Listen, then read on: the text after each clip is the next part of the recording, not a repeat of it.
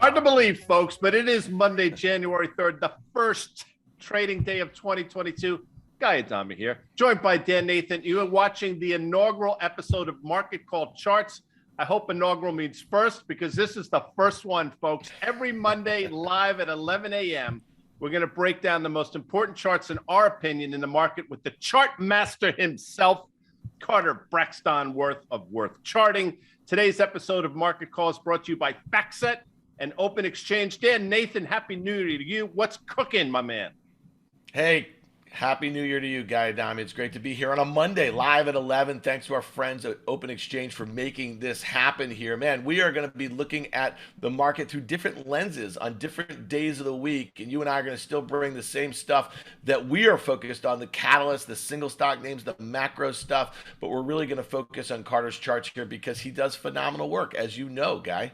And he spends his entire weekend literally looking at hundreds and hundreds of charts, which is why Monday is such a perfect day for him. But before we get to CB dubs, as they say, 2021, pretty epic year. I think the S&P was up 27% or something. I mean, we can talk about individual stocks, but it was a monster year no matter how you look at it now. Look, we've talked about this dozens of times. Below the surface, a lot of damage done to some pretty major names. But if you're just looking at some of these indices, Dan, pretty incredible year.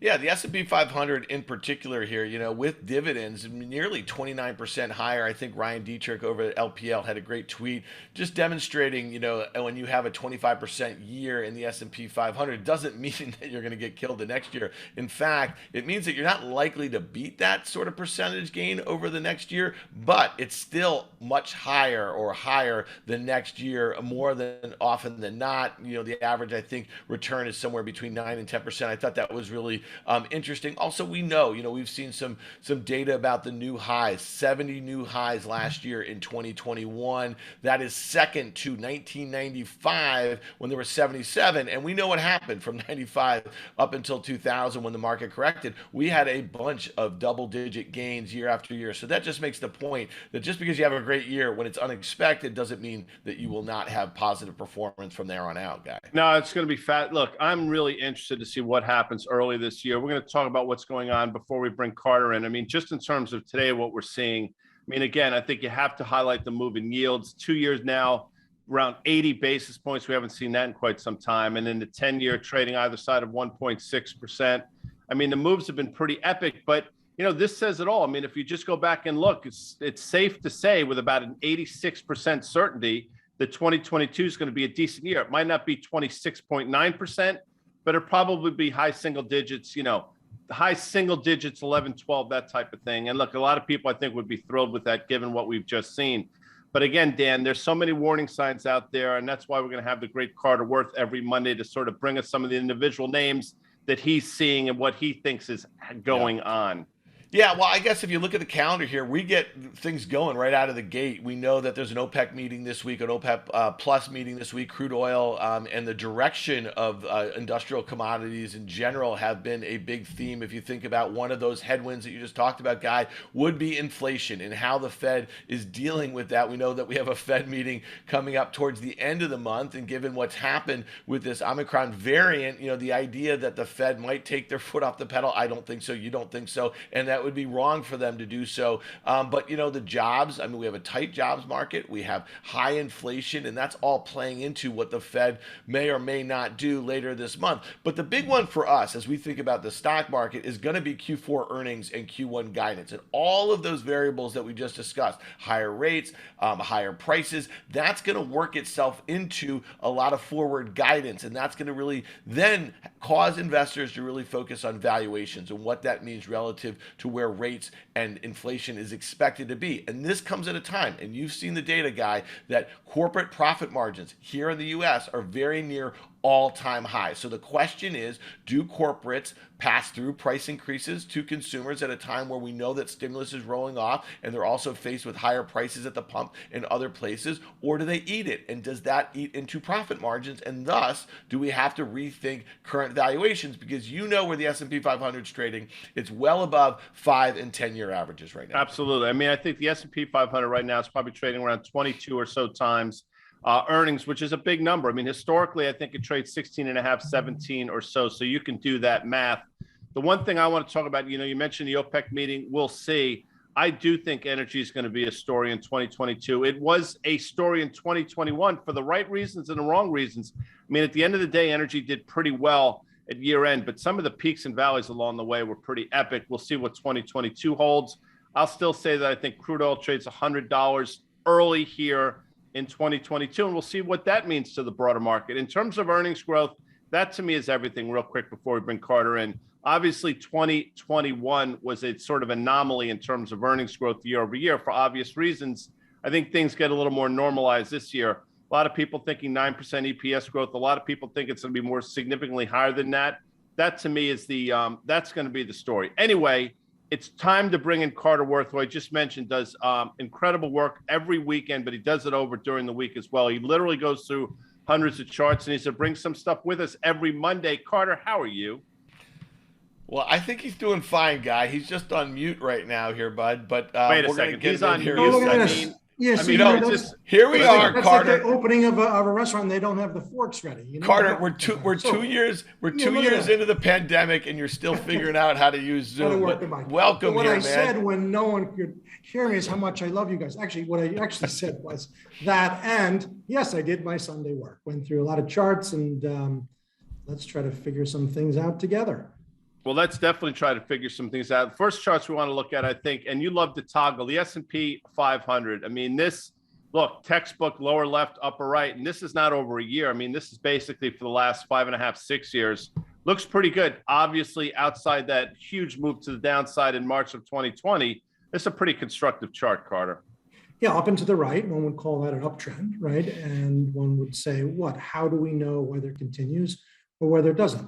The answer is you don't know. But you look for things like divergence, you look for excess in certain areas versus non-participation in others.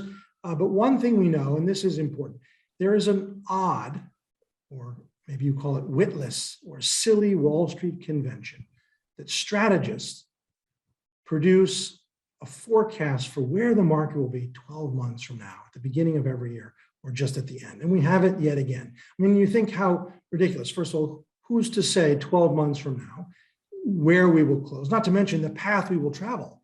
And one could say we're going to be up 10%, but we think we'll crash 30% before that and then end up 10%. What does that do? And so what we know, and this is important, is not one single institutional portfolio manager or analyst or trader makes an investment decision based on Wall Street estimates. The Wall Street estimates, interestingly, are calling for somewhere of a high between 5330, which you can see there, the top blue line, and 4400. What that really represents, of course, is a gain of about 11, 12% if it gets to the highest reading, and a loss of about 8. Here's a thing to keep in mind. Never, not once, has Wall Street predicted a down year. Now, what do we do with that? Meaning, they're always bullish. They're paid to be bullish. They're called the sell side. They'll sell anything. And so strategists are always predicting an up year. And interestingly, their median price target for the market is right in line with historical 11, 9, 10%. So I would stay away from those kind of things. In any event, here's a second chart of the S&P. I think a more sober, and let's go back and forth before we talk anymore. Back and forth. That's the current Wall Street. I think this is something that's more realistic, meaning we don't, the second chart, a highs of about 5,000. That's only 3-4% from here, with a drawdown prospect of something down to 3,900. Which would be something in the lines of 18, 19, 20%. That steep uncorrected move since the COVID low, we're due for it. Everyone knows that. Hard to know when it will happen, but it will. Yeah. So, Carter, those are two fascinating charts. And I love the fact that you call it a witless endeavor here. I mean, listen, at the end of the day, these guys and gals, they have to put some forecasts here. They have to put some data behind it here. And I will tell you this, as a longtime market participant who's been using FactSet estimates for the entire time here, man, for me, what it does is help parameterize things, right? It helps give me a gauge for sentiment and gives me a sense of where I think the herd is, if you will. You know what I mean? And so if everyone, if all of a sudden we start seeing those estimates get ratcheted up because the market goes higher early in Q1, well, then that gets my antennas up a little bit. And so I see what you see. I see a really unchecked rally. Forget 2020, but really 2021 without more than a 5.5 peak to trough decline in the S&P 500. I think it was one of 5 years in 50 that it did not have a greater than 10% peak to trough decline. That's coming to a theater near you. So what I like to do when I'm tracking, let's say, FactSet estimates for year-end targets and this sort of stuff, I like to see when we do get that pullback, and we had one in Q1 of 2021, what do these strategists do? What do these economists do? Do they start ratcheting it down with price performance, or do they stand put? You know what I mean? And then when we get back to those levels, do they start going too high, too fast, that sort of thing? So to me, I love that exercise. I get from where you're sitting, it doesn't make a whole heck of a lot of sense. And I also see what you see in that range, maybe between 5,000 and 4,000, the SPX. No, that's right. And also it's important to say there are two types of year-end forecasts. Those from strategists, who are doing a top-down based guess, if you will. And then there's a bottom-up approach. If you take all 500 stocks in the S&P and all the analysts that cover the data that FactSet has, of course, and then work backwards to the individual price targets for the 12-month period based on a certain metrics, evaluation, and then the market overall. What we do know historically is individual analysts typically revise their earnings for the year forward down about 1% a month, and or their price target. So it's always built to be rosy in the beginning, and then things are sort of more, sober as things go along. So day one here, Carter, obviously we're, 2.5, 3 hours into it or so. What is your sense? I mean, I mentioned at the top of the show that, again, rates to me are clearly top of mind. Maybe it's the dogma in me, I'm not sure. But, I'm looking at the 10-year back to 1.6, having traded down to 132 or so, seemingly just 2 weeks ago. 2-year yields now 80 basis point. Crude sort of holding its own around $75. What sticks out to you on day one? Well, I would say, interestingly, it's very esoteric, but one of the best performing areas of the market, REITs, and then within that, storage REITs, which had a lot to do with COVID, they are being crushed today.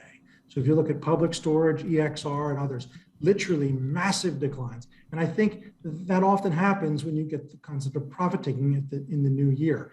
You're seeing some of the most extended names cracking. But in terms of rates, it is a big move. We're back to 1.6 plus. And yet at the end of the day, the irony is the street, and this is back to the sort of the witless part, the street has this notion that rates are at 1.4, we can like tech. It's back at 1.6 or 1.7, we can't like tech. When you're doing 3 and 5 year DCF work and trying to figure out what a real growth enterprise is worth, the cost of 10-year money being at 1.4 or 1.7, 1.9 or 1.2 is absolutely irrelevant. Yeah. And it's a fascination on the street that they cannot let go of. Well, I think the price action today in a lot of sectors that did very well last year and some that underperformed is really interesting. I know one day or a few hours does not make a market here. Carter, on CNBC's options action on Friday afternoon, the last program of the year on CNBC, you had a call in the semis, the SMH, for a breakout. Look at the second largest component, Taiwan Semi, absolutely ripping up 7%. And to Guy's point about rates, you do not focus on it too much, Guy. And I'll tell you why.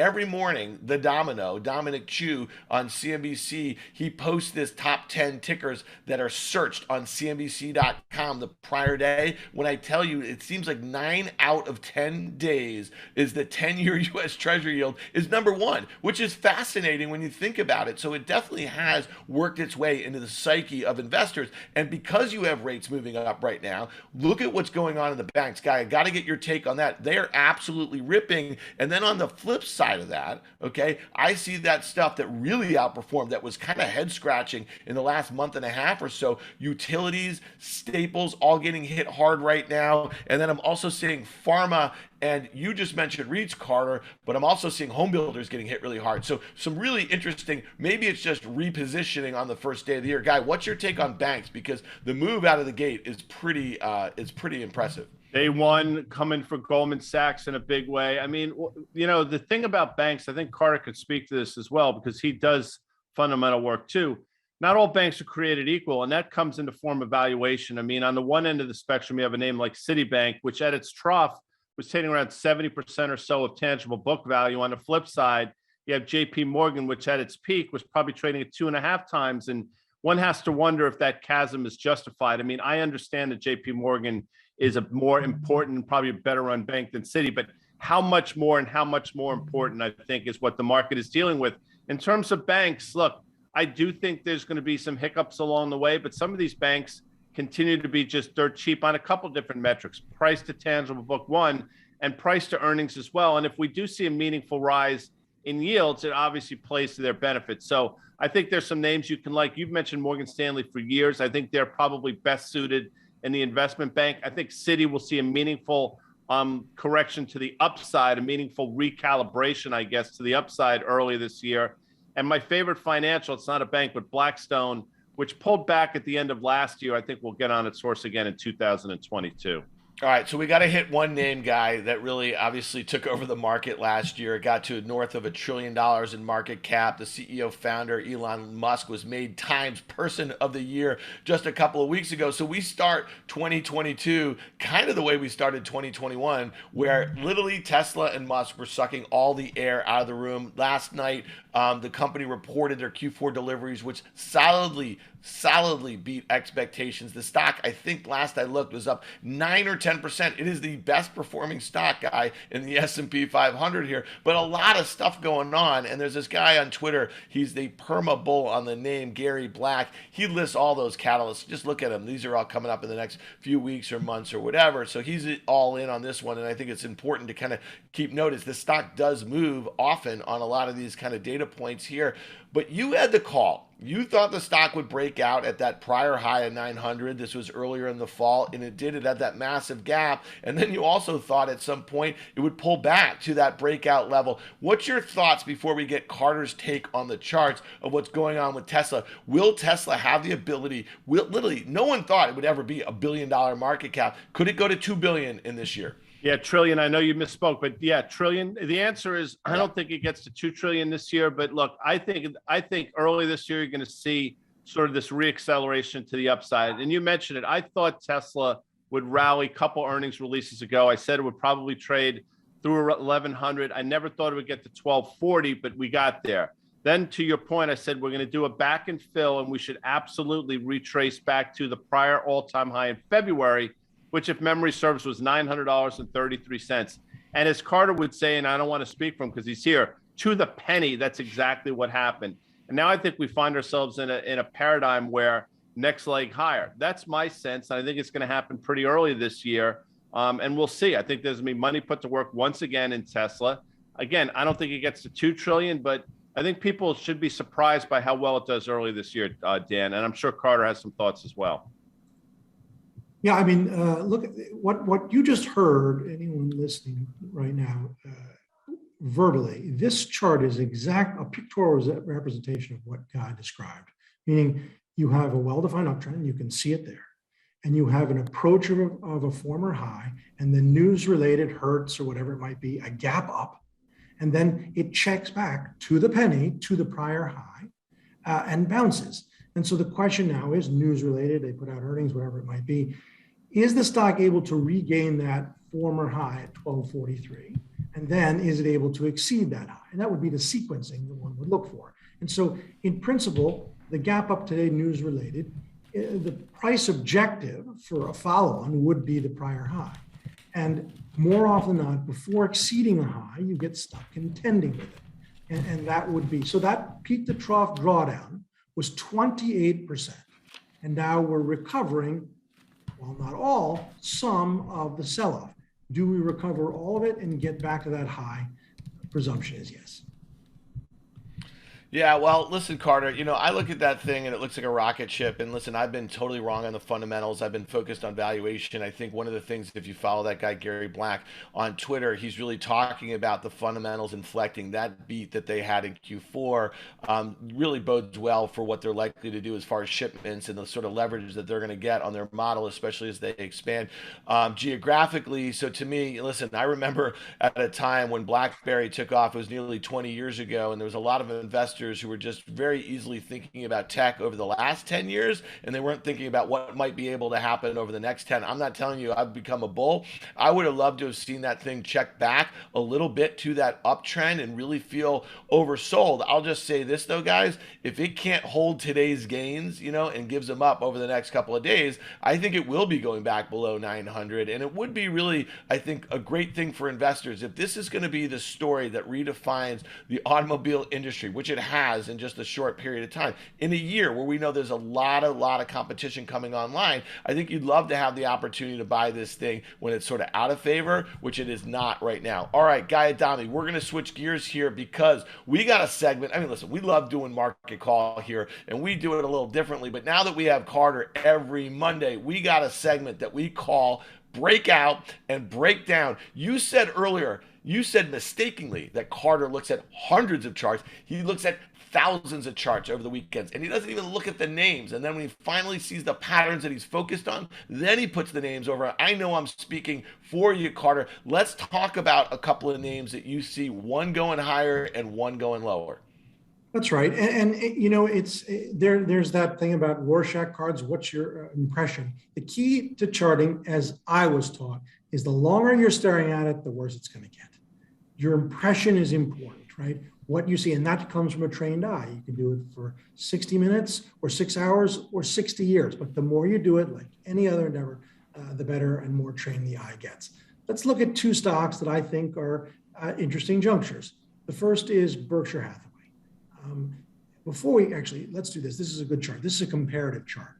And what you see is they're somewhat correlated. And then the top is Capital One. It takes off, right? And then it's starting to roll over. The second line is Berkshire. So keep that sort of juxtaposition in your mind's eye. And let's look at the two of them individually. And we'll compare, and I'll tell you what I see. So the first chart on its own, it's going to show what I would characterize as an ascending wedge. You can call it a breakout candidate. What we know is it's an uptrend that got ahead of itself, and then it spent a long time, 8+ months, backing and filling, and is just now breaking out, right? So Berkshire is essentially $300 right now, and it was $295 in early May. That's a long time to rest.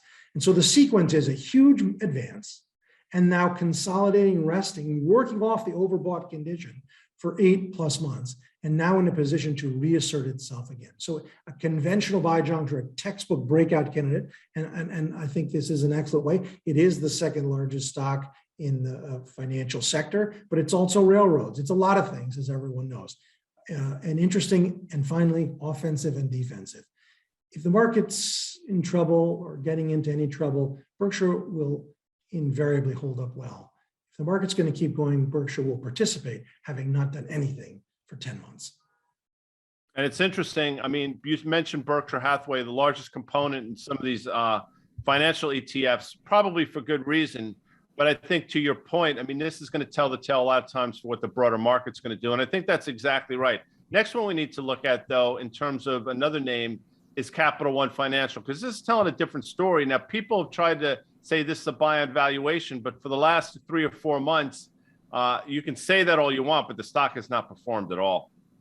No, it's not. And we have an individual chart here of Capital One. That's the comparative chart. Again, with Capital One was the high flyer starting to roll over that you're looking at now. But the actual chart of Capital One, what it's showing is, of course, an uptrend and then a break-in trend. And the interesting thing here is PEs. This thing's probably trading at a 6 or 7 PE. Stocks are invariably, they become seductive when one thinks the PE is low. That's often the time to sell them. Capital One rolling over, and a lot of risk if and as the consumer falters. Yeah, I think it's interesting that you focused on this one in particular, because you could have overlaid Capital One versus American Express, which are really two different sort of stories as it relates to the credit situation here. And you're focused on one that's kind of down range as it relates to credit quality. I'll just say this, we know that a lot of stimulus is kind of rolling off here. We know that the consumer has really kind of been on fire over the last 6 to 9 months or so. And we know that the consumer balance sheets have been pretty well buffered buffeted here, but it'd be interesting to see if we did finally see, and I know, Guy, you think that there is a direct correlation between the stock market and the wealth effect that's created by that. We're also seeing that in a whole host of other areas where people own homes, where people buy JPEGs of little profile pics that have gone up dramatically, and that's obviously helped the consumer. But if all these things were to go south in the same direction, maybe started by the stock market, maybe a 10+% decline, which again, we did not have all last year, you're going to see lower lows in some of these names. And I know that we've spent some time, Guy, on the tape on our podcast talking about buy now, pay later. This is also speaking to a level of the credit spectrum that has really been buffeted by all the fiscal stimulus and the easy monetary policy that we've seen over the last nearly 2 years now.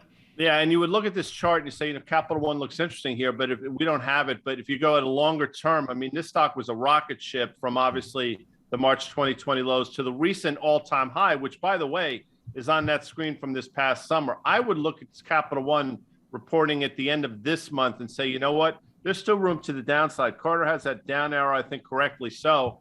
I think you see 125 before you see a push towards that 175 level. That's just my view. It's not to cast aspersions. It's just a Capital One got ahead of itself. And to your point, things have started slowing down, Dan Nathan.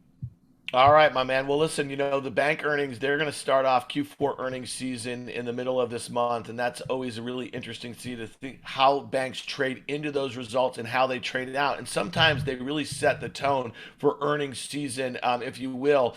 So that one is going to be really interesting to me, especially as we head into that Fed meeting later on in the month. All right, let's go to one for the road, Guy. This is one we'd like to do on the market call. And, I was thinking about this because Carter did some really, really good work a few weeks ago when he was charting Bitcoin versus Ethereum, and he was talking about the relative strength in ETH, the underlying crypto asset for the Ethereum blockchain network. And I thought this is one that I keep an eye on just because, to me, again, I'm interested in the space. I think a lot of our viewers who don't know a whole heck of a lot about it, them now, crypto assets, will know a lot more at the end of the year, because I think that we are going to see a much larger ecosystem and market cap for the whole sum. But let's talk about it, because everyone really focuses on Bitcoin. And last year in 2021, it had this huge move out of the gate here, out of the gate, just kind of outperforming most other crypto assets there. And you see that range that it's in, to me, down 32% from those recent all-time highs. It's about the midpoint of this range here. And I focus on this because it's right around this 200-day moving average. It's having a hard time staying above it here. And we see equidistant to the highs and to the lows. Carter, I'd love for you to come in and kind of tell me what you think of here. Maybe it's a pair of twos, as you like to say. I'm just curious before we get to Ethereum, because to me, this one really holds the cards. I think, listen, they're all very well correlated here, but it might hold the cards as far as the next leg, either higher or lower. And it's a tough one right here. Yeah, and so a pair of twos is, right, as we know, the smallest or least hand one could have in poker. 5 cards. The only thing worse is random cards, 5 random cards.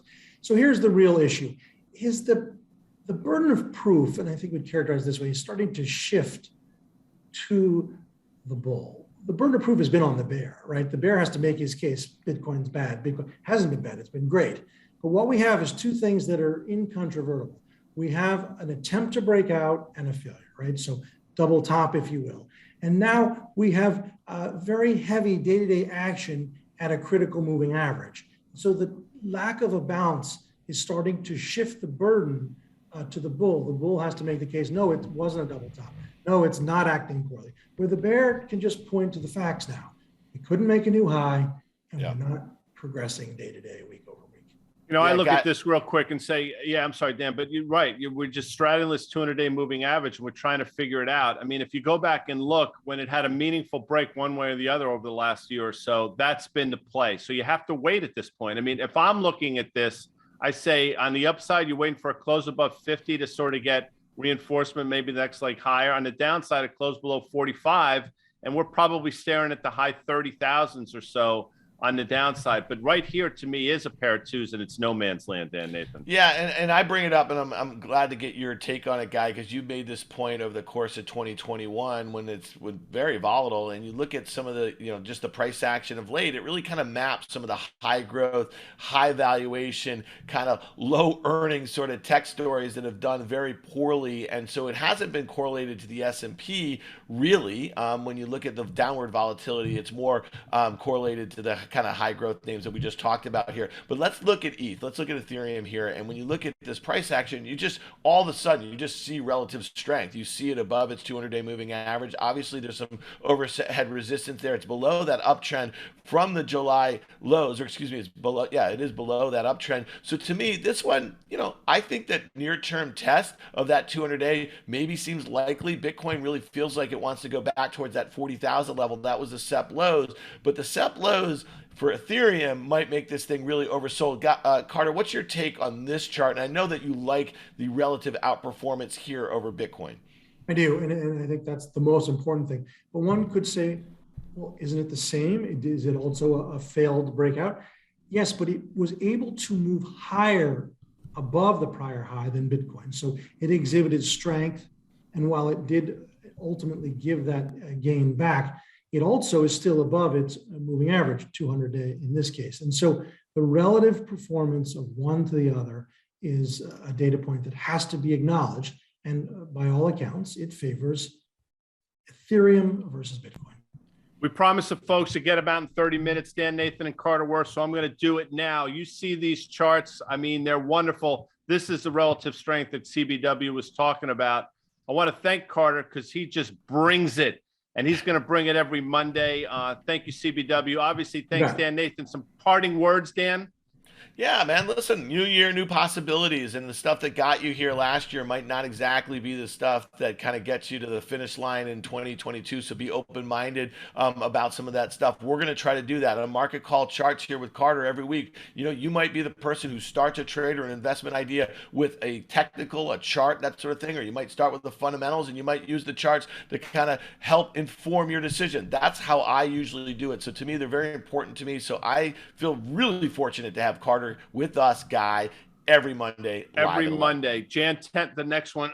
Join Carter Worth on Twitter. Follow him, Carter Braxton Worth. And thank you for tuning in to Market Call Charts. As I mentioned, our inaugural, hard for me to say, show. Today's episode was brought to you by our presenting sponsors, FactSet and Open Exchange. If you like what you saw, be sure to tune in every Monday at 11 a.m.